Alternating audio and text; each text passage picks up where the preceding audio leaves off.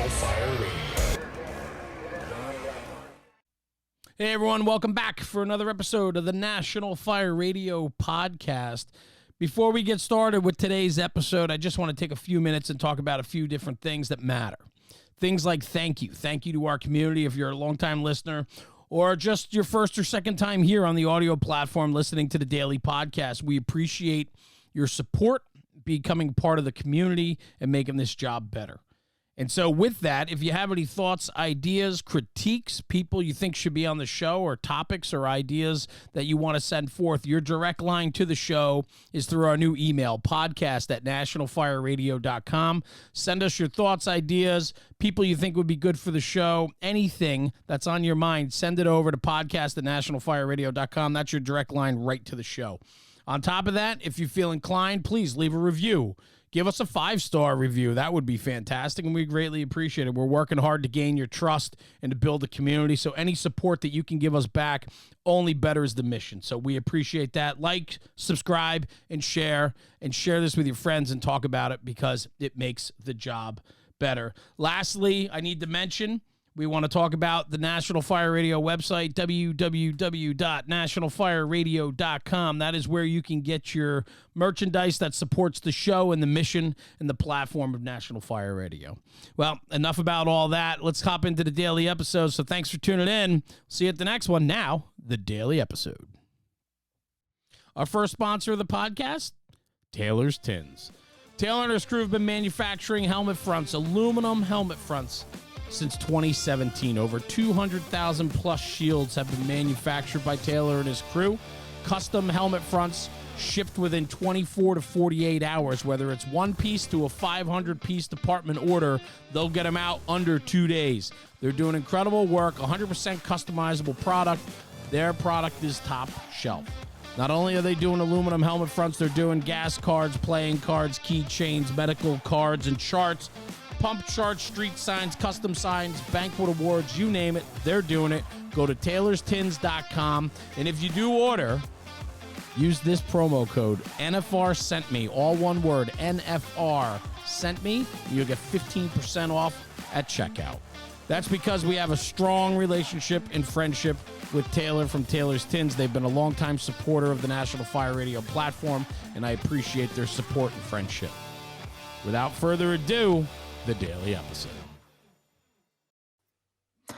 Hey everybody, it's Rob, National Fire Radio. I'm very excited tonight because I have my good friend Tara Cornett from FLAME Decon on. We're super excited because we're going to be talking about a couple different things tonight, and mainly January, not only our birth month for Tara and I both, but it's Firefighter Cancer Awareness Month, and cancer awareness kind of is in what Tara's doing here. So Tara, welcome back onto National Fire Radio. It's good to have you here. How are you? Thank you, Rob. I'm good. How about you? I cannot complain. Kermit is trying to interrupt the podcast audio by barking at his brother, but other than that, we're doing well. So we'll make it through. Yeah. So Tara, really quickly, just for those who are tuning in for the first time and haven't gotten the chance to meet you yet, who are you, and like kind of what's your background? Like, where'd you come from? You know, like, give me the Reader's Digest version of your life story. No, it's like, good Lord, let's not. Tara, founder and owner, CEO, whatever you want to call me here at FLAME Decon.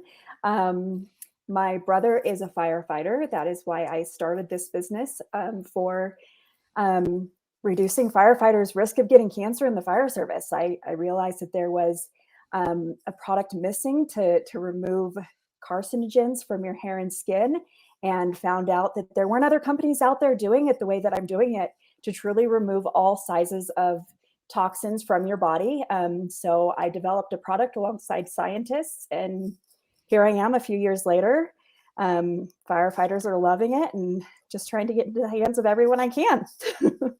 And Tara, it's important for everybody to know, like, you know, you mentioned your brother, who's a firefighter, but even you yourself had firefighter training because you're a U.S. Navy veteran. Yeah. I mean, in boot camp for sure, they put you through a little bit of fire training. And then I have also gotten the opportunity while working with the fire service with Eckert Fire Tactics and you being out there to experience some some live fire events as well, just so that I can just get a better grasp on what you guys do and truly understand it. It helps me with further product development and just understanding what's truly going on out there.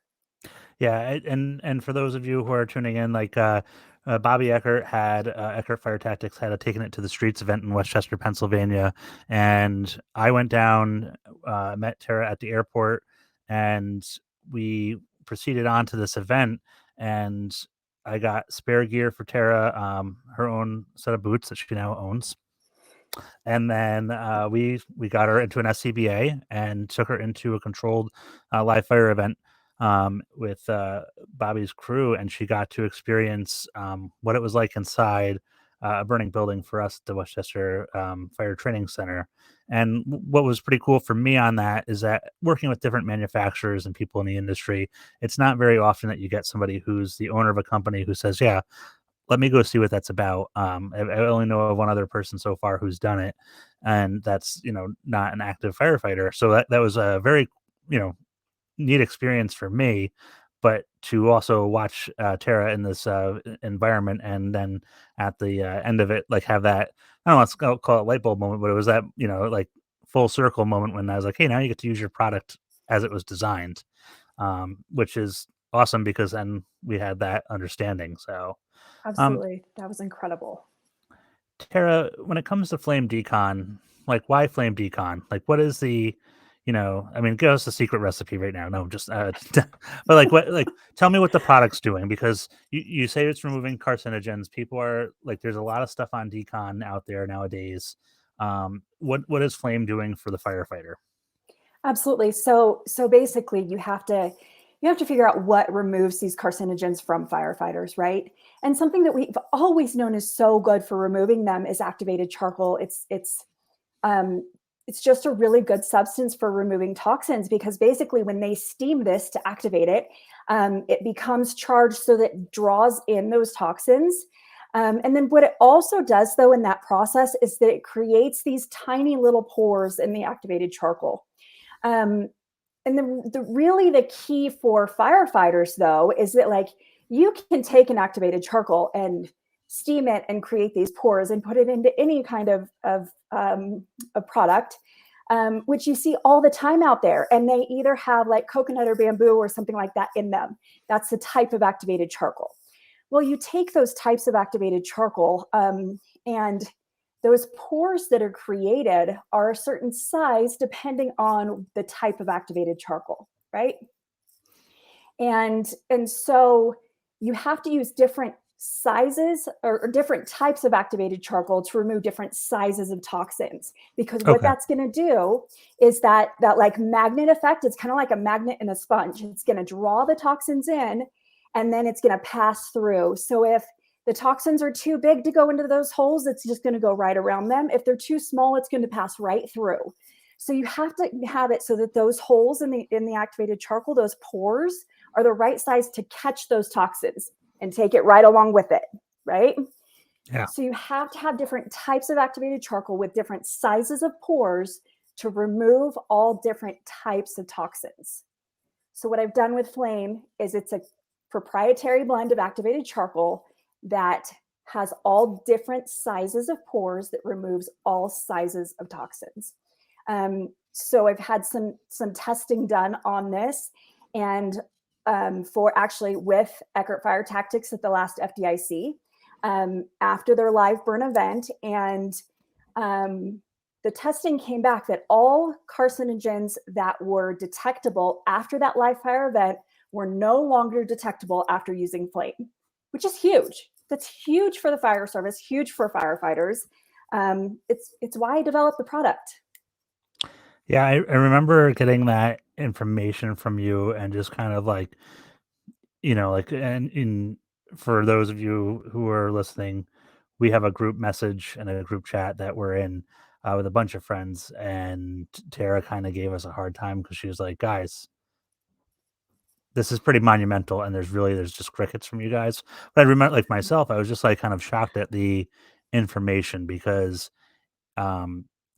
like we've seen different decon products out there, whether they're the decon wipes of some sort or other soaps and stuff. But this is the first time that we could actually see scientific laboratory proof of what happened with swabs and being like, all right, we're swabbing the skin of the firefighter prior to them taking the shower, and we have that, control base, and then we're doing it afterwards, and we're seeing that there's absolutely, like, that the majority of the carcinogens have been removed. I think was it 100%, or is it like 99.9.999 or something like that? All of the carcinogens that were detectable were non-detectable afterwards. The line of after using FLAME was almost completely identical to the line of the completely blank, never used swab. So the thing that I kind of got out of that is, like, for myself, having had a fire where one of my sets of turnout gear at work, because I'm fortunate my employer has 2 sets of turnout gear for every employee. One of them went through a fire where we used copious amounts of AFFF. So when I'm in that backup set, now that we know what we know about PFAS, because I've had that conversation with you before, and I always feel like I'm saying it wrong, but that gear is, I think, permanently contaminated with that foam, and what we're finding out from all these lawsuits and this investigation. So whenever I'm in that set of gear, especially at time, like, I want to take a shower afterwards, because I'm like, what is on me? And how do I get it off? Plus everything else that's in the fire station. Absolutely. That you're absolutely right. Once you get that foam in the gear, there, even after it's been washed, however many times you want to wash it, there are still high levels of the PFAS from that foam in the gear. Not to mention that all of our gear coming out of the factory is still coming out with PFAS in them out of the factory that cannot be washed out. This has been happening since, since the beginning of time with our PPE turnout gear. And it's unfortunate, but I'm glad that it's been brought to the forefront now, and there are manufacturers actively working on this. But if you want, like, let's break it down a little further. Let's dive into, like, because I think that last year, IAFF and the Chiefs Association put out a memo letting people know that PFAS are in all 3 layers of turnout gear, right? And I think that's where we're at. Like, most people know that, but having a better understanding of how that works and where it is and how it affects you, I think will help people understand when they should and shouldn't be in their turnout gear. Yeah, and that's kind of like, that's our hornet's nest of where we're kind of at here, is that, you had posted up on for Cancer Awareness Month some of the stuff about, you've been handing out information all month on how we can do a better job of preventing cancer as far as what actions we can take. And one of them was not working out in your turnout gear. And there were some strong reactions about that, but it was really, like, for us, like, it's something that we haven't really thought of only until recently, that this, hey, maybe this is not a good thing, and these are the reasons why. And we talked about a like, there's a couple things that I said, like, hey, like, we do certain things in the fire service, task oriented physical training. So that has traditionally been done in our turnout gear, and it was to get us in line with doing, like, tasks like forcible entry, pulling hoses, operating a hose line, up and down stairs, like, whatever that case might be. Those tasks that we do and then there was the breathe down drill, where we're doing, for us in New York State, we kind of mimic a CPAT almost, where we're going up and down stairs, we're carrying a hose, we're doing a forcible entry simulator, a push pull event, we're dragging, a weight, a mannequin, like, all these things, and we're doing it in our turnout gear. But the one thing about that is it's training, and we have to train. We have to train in our firefighter gear, but it's not a workout, and there's a huge No, distinction there. and that's the thing. I think there is a big distinction there. And I think, one, I want to go into this, like, I'm not saying don't train as you fight, like, train as you fight, but you don't need to work out as you fight, right? I think that Mhm. everybody needs to take a step back as we learn and discover all of this stuff and new information comes forward, and really assess your own risk. Make sure that you're not putting yourself at further risk for developing cancer, making sure that you're minimizing those exposures anywhere that you can. And I think this is one place that we can really minimize exposure, especially if there's people out there working out in their turnout gear every day. If you're taking those off and not, opening your pores and sweating in your turnout gear every day that has carcinogens fully loaded in it and allowing that into your body, it's going to be a pretty big lift off your body of exposure. So saying that, I think it's up to everybody to assess your own risk and decide how you want to move forward. But in that, let's talk about what that risk is. Yeah. So we know there are PFAS throughout your turnout gear. What that looks like is, one, the PFAS is put there as a barrier to keep moisture, fuels, oils, all of those, that kind of things, away from your skin, out of your turnout gear. It's a barrier for that. On the outer layer, they apply a layer of PFAS chemicals to the outer layer of your turnout gear before it comes to you. And at least one of those chemicals is fluorine, and there's a large amount of fluorine that's on the surface of your turnout gear when you get that. And so you have a large amount of it when you get that. Over time, that decreases. But what that does is that it breaks down, and it breaks down into a dust that you can breathe in, that can be absorbed in your skin, that you can accidentally ingest, but when you're eating. So there's that layer. And then you go down to your moisture barrier, and your moisture barrier itself has PFAS in it. But then your moisture barrier is also, has, at least traditionally, has been then another mechanically applied layer has been put on that moisture barrier. And from my understanding now, they're no longer putting on that mechanically applied layer, but there's still PFAS in the moisture barrier itself. And so all of these can break down over time, and they cause dust that you can then, again, ingest, breathe in. It can be absorbed through your skin. And those are exposures every single time you touch your turnout gear, every single time. So if you're touching your turnout gear, even on a medical call, you should be going in and washing your hands. This completely aside from working out. If you've gone on, even a medical call and you've touched your turnout gear, and you go to eat first, you're ingesting it because you've touched the dust. If you go to the bathroom first, you've touched your junk, you've ingested, you've absorbed it into your skin, like that very tender tissue that's very absorbable as well. So you really have to take these things into consideration when you're deciding what's best for you, and if it's the right decision for you to work out in your turnout gear. And I think that this is something that we all need to be educated on.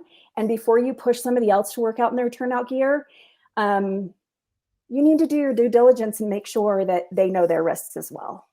Yeah, I know that in New York State, I'm trying to find the documentation on it, but there's serious discussion about whether we should be continuing doing some of this, like the breathe down drills, the training, things that we have to do. Yeah, 100%. We got to have the gear on. We can't be, there's no other way for us to enter burning buildings, etc. But when it comes to task oriented PT and stuff like that, maybe it's time for us to kind of find another way, because this is not going to be beneficial for us. I mean, because it's and the hardest part is that everybody forgets, I think at least, that this is a cumulative effect. This isn't like one day I just did a HIIT workout and I happened to wear my coat and tomorrow I have testicular cancer as a result of this. This is our exposures over time. And I mean, everyone likes to kind of be their own dealer, like they want to be the house and gamble with that, but the reality is we have to try our best to limit the exposures. Yep, absolutely. And I think something that we kind of skipped over at the beginning, if people don't know what PFAS is, I don't want to butcher it here. Per and polyfluoroalkyl substances. Long name for it, right? There's like 12,000 of them, these chemicals.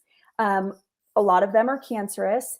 And in other words, they're forever chemicals. So once they absorb into your body, they're there forever. Now, I have read that there have been studies done that firefighters especially can go and do blood donations to where it can lower the PFAS in your body. But no amount of PFAS in your body is good. And you don't want to cause this accumulation that's just making it worse and more toxic for yourself.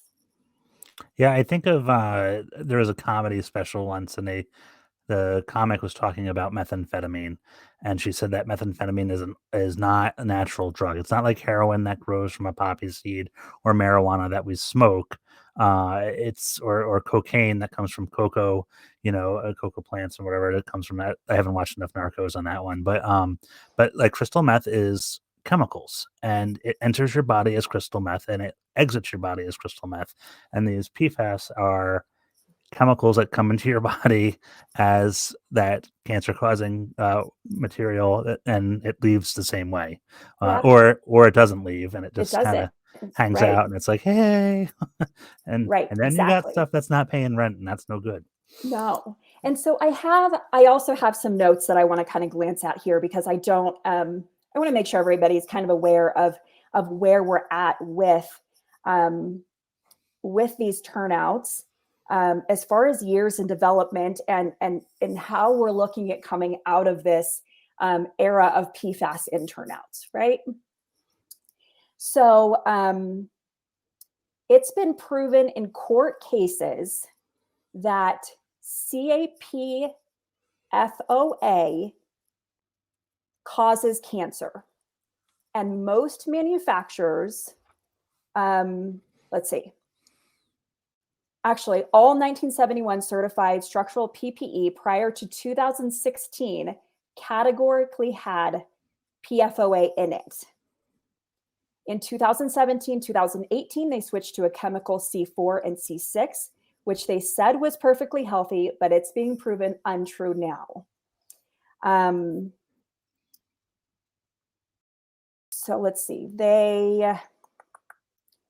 after 2021, all manufacturers, so if you have gear prior to 2021, which a lot of them still out there are, you're still looking at these consequences of the PFAS on the outer layer, on the moisture barrier, the mechanically implied on the moisture barrier. After 2021, all manufacturers are shipping PFAS-free finish on the moisture barrier, but there's still PFAS in the moisture barrier itself. So what I'm going to say about that is one, of course, right now, all turnout gear still has PFAS in it to some extent. As these technologies are developed and as we get to a point where new standards are developed, and let's see, it's basically until standards can change to have an ulterior style of material that can pass all NFPA requirements, you can't get PFAS-free gear. Once that happens, though, once you have manufacturers releasing PFAS-free gear, now,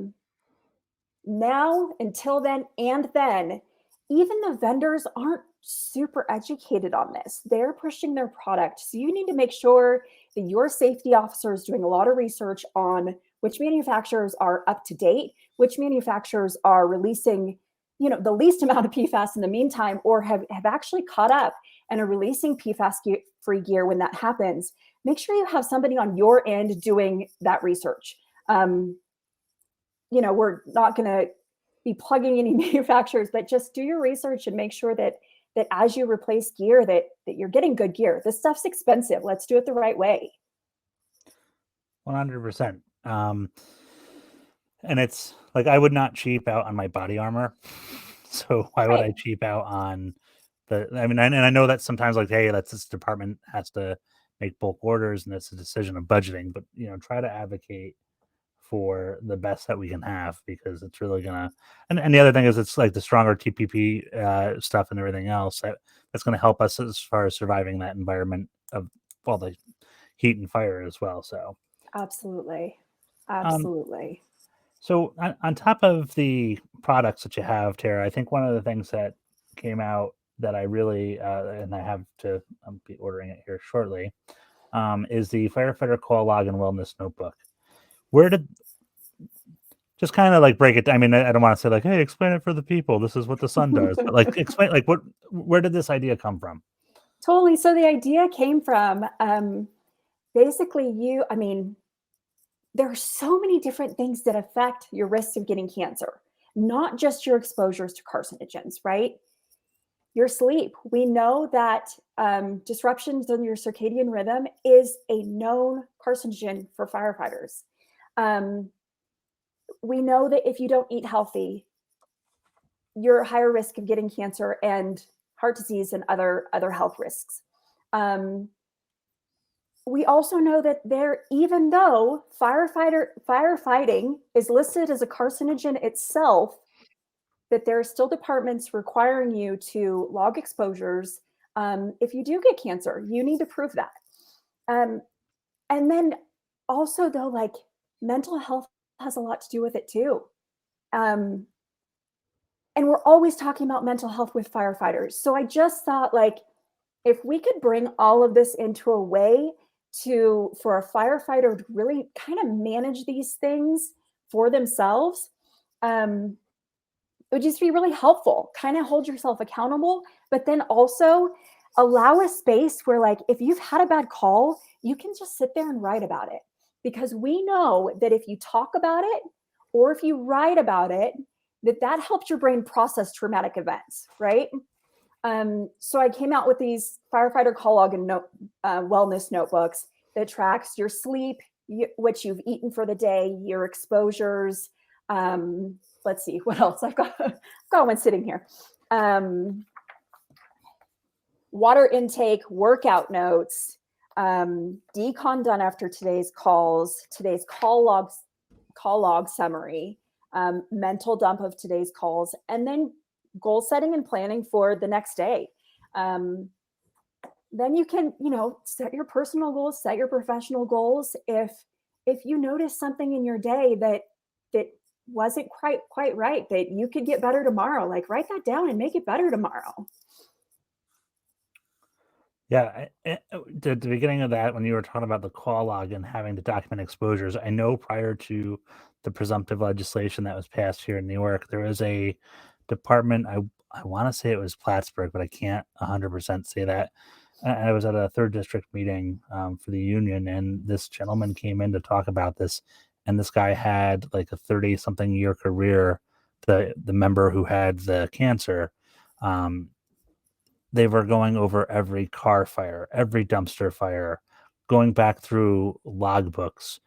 And this was a time when he started where SCBAs were not used until like it got snotty.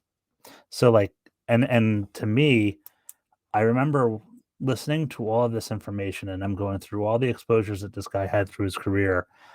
And then to know that this was told because they were like, yeah, you didn't get cancer from the job. Like the Wild, right? yeah.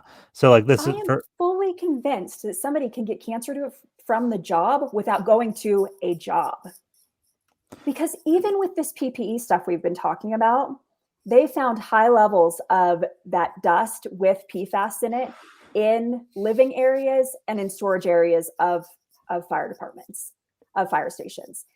It's well known that diesel fuel exhaust, which is a carcinogen, has been found rampant in those areas as well.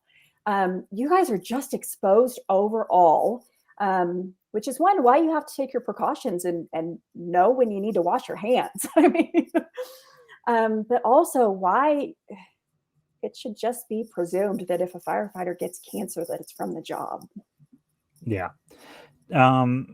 Tara, just really quickly, we'll wrap up here, but things that guys and girls can do. I mean, obviously, buy a ton of Flame Decon and use it. But what are some of the other preventive measures that people can do that you've kind of learned in this journey that you just didn't realize when you started it out? For sure. So listen, we are, because I fully believe in it, is we're partnered with Fire Wipes as well. When you come out of a fire, get everything off of you, your exposed areas that you can immediately, because the longer that sits on your skin, the more absorbed it's going to get. Then once you get back to the station, as soon as you can, shower with Flame and get the rest of it off your whole body. But also, again, keeping your gear out of living areas, out of your car. Don't take it home. Don't wash it in your washing machine at home. Don't take it to a laundromat and expose your community. Make sure you wash your hands after every call. When another thing that I've learned with all this turnout gear talk and the dust, with all the PFAS and carcinogens in the dust, is that you don't want to be sweeping your firehouse or blowing out your apparatus with air. You're going to want to be wet wiping that stuff so that you're not blowing it around and breathing it in. Yeah, there are a lot of different just little things that you can do to help protect yourself. You just make habit and routine. I think it's True North Gear. They have a decon bag. It's like a 75-liter bag, and they gave me one from when I was down at Burning in the Bayou, and that thing has been a lifesaver, and I highly recommend it to anybody. It's listed on their website, I think, for like $75 or something. But if you are, and it's not a traditional gear bag that you're like, gear is prepped in if you're doing a home response or as a volunteer. It's specifically designed to keep all of that carcinogens and stuff, like you go to the scene in your vehicle. Now so that way you're kind of limiting the exposure that you're gonna have in the vehicle. And then when you go to wash your gear, turn it inside out. And I always joke, but I have that bag with Fire Wipes and Flame Decon single-use packets, so that way no matter where I am, if I come back on a callback and I have to take my vehicle to the scene, I have all the things that I need to decon or protect myself and my family from the carcinogen. So yeah, that's another huge one, is do whatever gross decon you can on a scene and get it in a bag like that seals it off. So if you do have to throw it in the trunk of your car, not in the cab of your car, then at least it's not getting all over the carpets and further exposure. Yeah. Well, Tara, before we depart here, is there anything else that you wanted to say? Is there anything we got to promote coming up that you have coming out, projects you're working on, things you're excited about? Gosh, let's see. We've got our F Cancer stickers and soap this month for Firefighter Cancer Awareness Month, for a soap of the month. And then next month, we are going to be teaming up with first responder therapy dogs to do a fundraiser event for them for the soap of the month. So that's, I love teaming up with other cancer and mental health awareness organizations that just help firefighters. So that's coming up in February. Awesome. And in April, we're going to see you at FDIC. Absolutely. Excellent. Well, Tara, thank you for coming on tonight and joining us here at National Fire Radio to talk about Firefighter Cancer Awareness Month in January and just some of the things that are going on. I appreciate it. Thank you, Rob. I really appreciate it. Yeah. So this is Rob with Tara Cornett from Flame Decon. All caps in the flame, everybody. Always remember that. So we will talk to you guys later. Have a good one.